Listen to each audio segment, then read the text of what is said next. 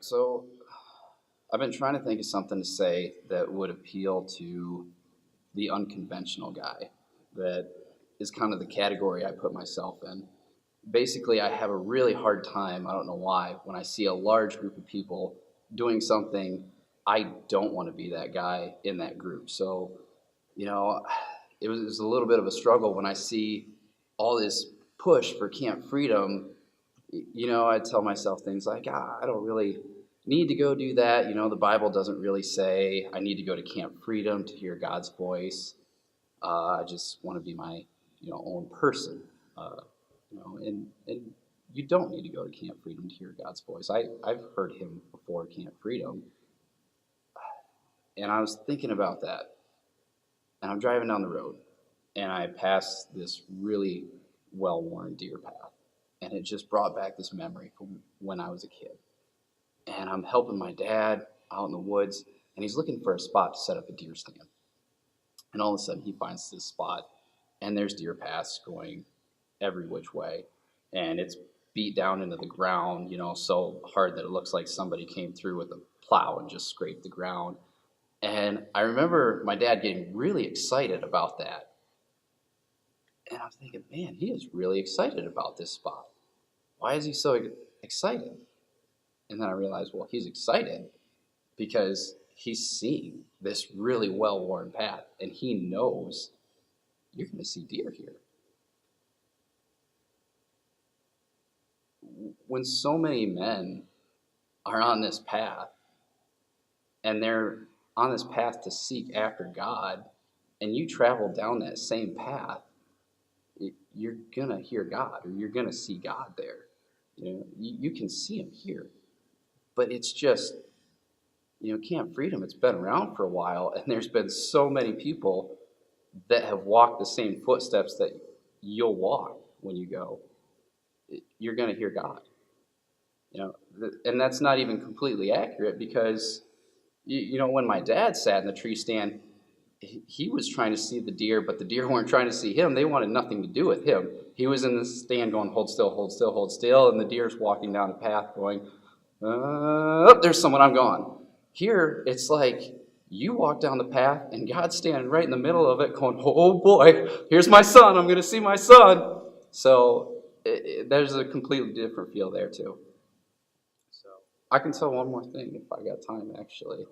It's a story about what happened to me when I went there.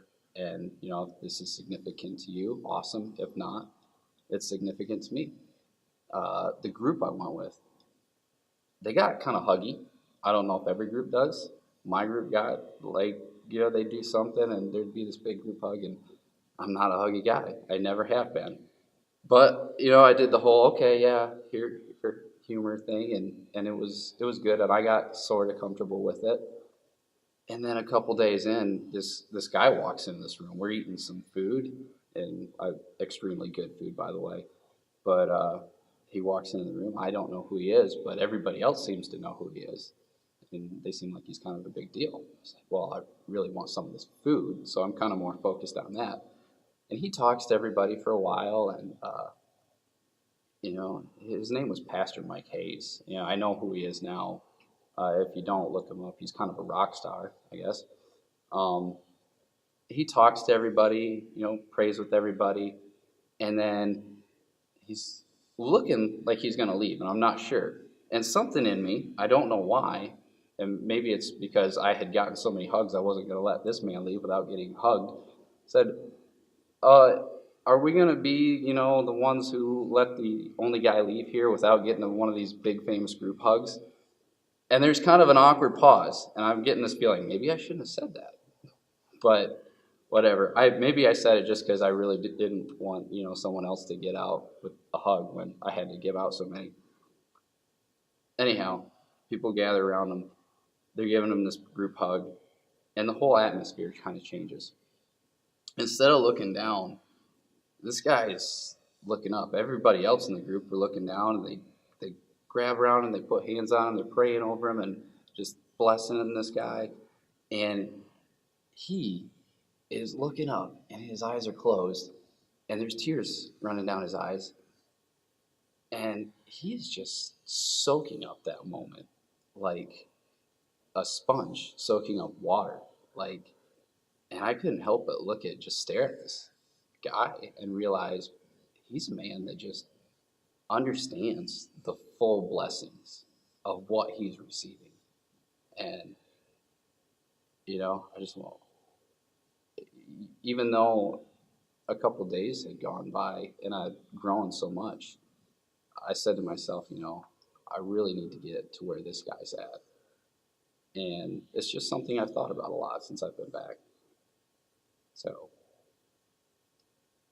ask yourself, actually, ask God. You don't have to listen to anybody else. You don't have to listen to anybody else's story and get inspired by anybody else. It's simple.